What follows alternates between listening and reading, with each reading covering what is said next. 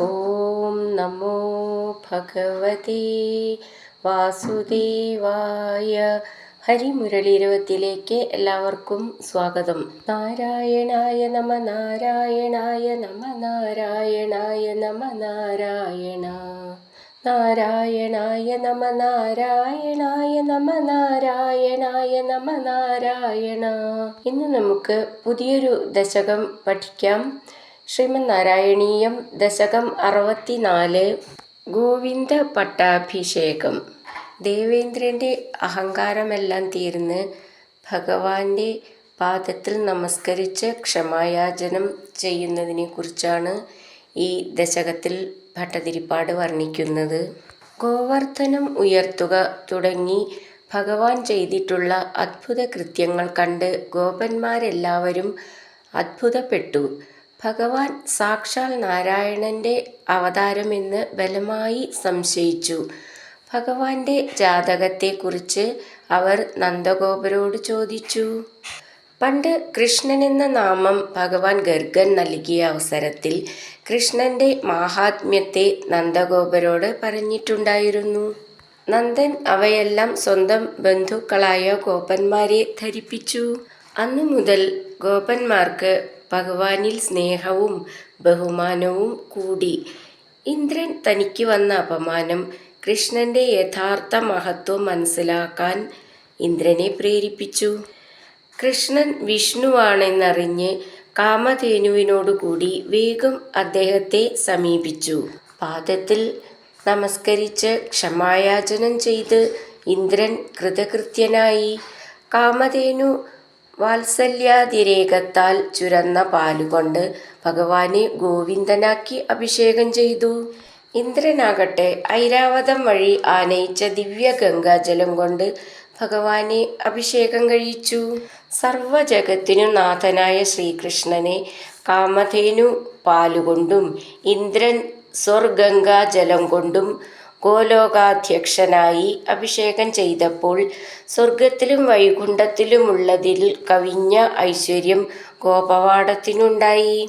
ഭഗവാന്റെ പിതാവായ നന്ദഗോപൻ ഒരിക്കൽ പ്രഭാതത്തിൽ കാളിന്തിയിൽ കുളിക്കാനിറങ്ങിയപ്പോൾ വരുണഭൃത്യനായ ഒരസുരൻ അദ്ദേഹത്തെ ബലമായി വരുണലോകത്തേക്ക് പിടിച്ചുകൊണ്ടുപോയി. ഭഗവാൻ അച്ഛനെ കണ്ട് മോചിപ്പിക്കുവാൻ വരുണപുരിയിലേക്ക് തിരിച്ചു. സ്വഗൃഹത്തിലെത്തിയ ഭഗവാനെ പരിഭ്രമത്തോടുകൂടി വരുണൻ സൽക്കരിച്ചു. ഭഗവാൻ പിതാവിനെ മടക്കി വാങ്ങി സ്വഗൃഹത്തിലേക്ക് പോരുകയും ചെയ്തു. നന്ദൻ സ്വജനങ്ങളോട് ആ സംഭവം വിവരിച്ചു. അങ്ങ് മഹാവിഷ്ണു തന്നെ എന്ന് നിശ്ചയിച്ച ഗോപന്മാർ തൻ്റെ പരമമായ പദം ദർശിക്കാൻ ആഗ്രഹിക്കുന്നവരെന്നറിഞ്ഞ് അവരെ ആ പരമപദം ഭഗവാൻ കാണിച്ചു കൊടുത്തു. ഭഗവാന്റെ സ്ഥാനം കണ്ടപ്പോൾ അനുഭവപ്പെട്ട പരമാനന്ദരസമാകുന്ന കൈവല്യ മഹാസമുദ്രത്തിൽ ഗോപന്മാരെല്ലാം മുഴുകി വളരെ നേരം ഇരുന്നുപോയി. ഭഗവാൻ തന്നെ പിന്നീട് അവരെ ഉദ്ധരിക്കേണ്ടി വന്നു. മനുഷ്യർക്ക് ദുഷ്പ്രാപമായിരിക്കുന്ന ഒന്നാണ് വൈകുണ്ഠം അഥവാ മോക്ഷപദം. പരമാനന്ദാനുഭവം എന്നത് അത് കയ്യിലെ ലന്തക്കുരു പോലെ സ്പഷ്ടമായി ഭക്തന്മാരായ ഗോപന്മാർക്ക് കാട്ടിക്കൊടുത്ത ഭഗവാൻ കൃഷ്ണാവതാരത്തിലല്ലാതെ ഈ മഹത്തായ ദർശനം മറ്റൊരവതാരത്തിലും ഭഗവത് ഭക്തന്മാർക്ക് കാണിച്ചു കൊടുത്തിട്ടില്ല. പതിവ് പോലെ തൻ്റെ രോഗം മാറ്റി തന്നെ രക്ഷിക്കണേ എന്ന പ്രാർത്ഥനയോടെ ഭട്ടതിരിപ്പാട് ഈ ദശകം ഇവിടെ അവസാനിപ്പിക്കുന്നു. നമുക്ക് ഈ ദശകത്തിലെ 1ഉം 2ഉം ശ്ലോകങ്ങൾ നോക്കാം. ശ്രീമദ് നാരായണീയം ദശകം 64. ഗോവിന്ദാഭിഷേകം. ശ്ലോകം 1.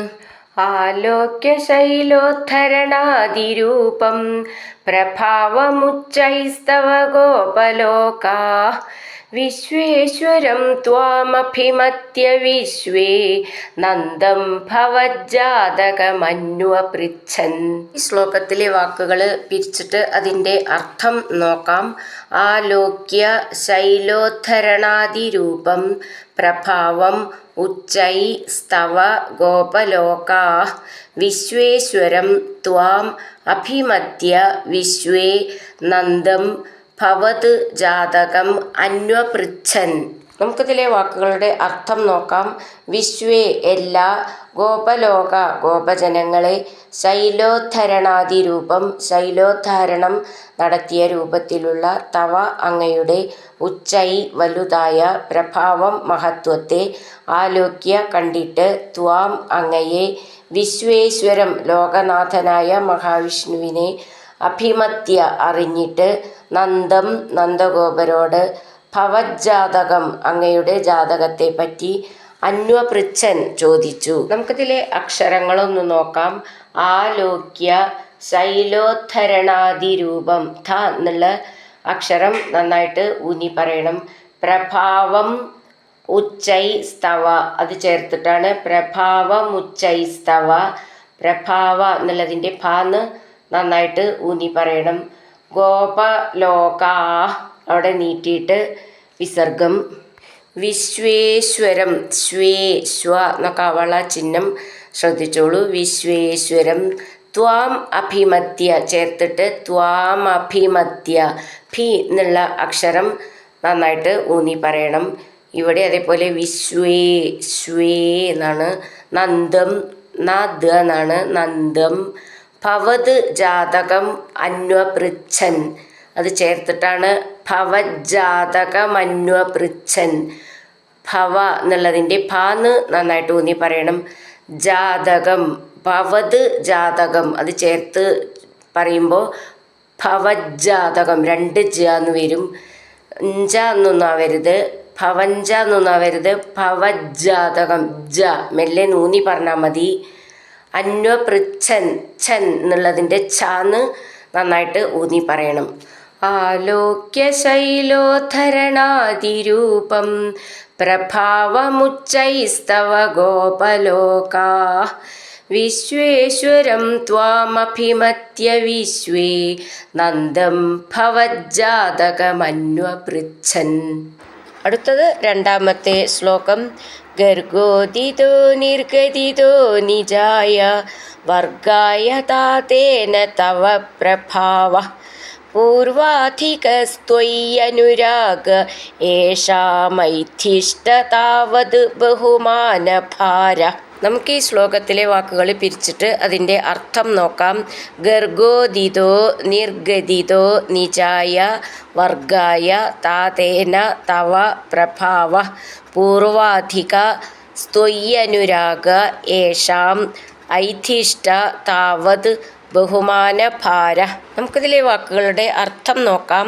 തവ അങ്ങയുടെ, താതേന അച്ഛനായ നന്ദഗോപനാൽ, ഗർഗോദിത ഗർഗമഹർഷി പറഞ്ഞതായ, പ്രഭാവ മഹത്വം, നിജായ തൻ്റെ, വർഗായ വർഗത്തിലുള്ളവരോടും ഗോപന്മാരോടും, നിർഗദിത പറയപ്പെടുകയുണ്ടായി, താവത് അന്നു മുതൽ, ഏഷാം ഈ ഗോപന്മാർക്ക്, ത്വയി അങ്ങിൽ, പൂർവാധിക മുമ്പുണ്ടായിരുന്നതിനേക്കാൾ കൂടുതൽ, അനുരാഗ സ്നേഹം അല്ലെങ്കിൽ ഭക്തി, ബഹുമാനഭാര ബഹുമാനാധിക്യം കൂടുതൽ, ഐഥിഷ്ട വളരുകയുണ്ടായി.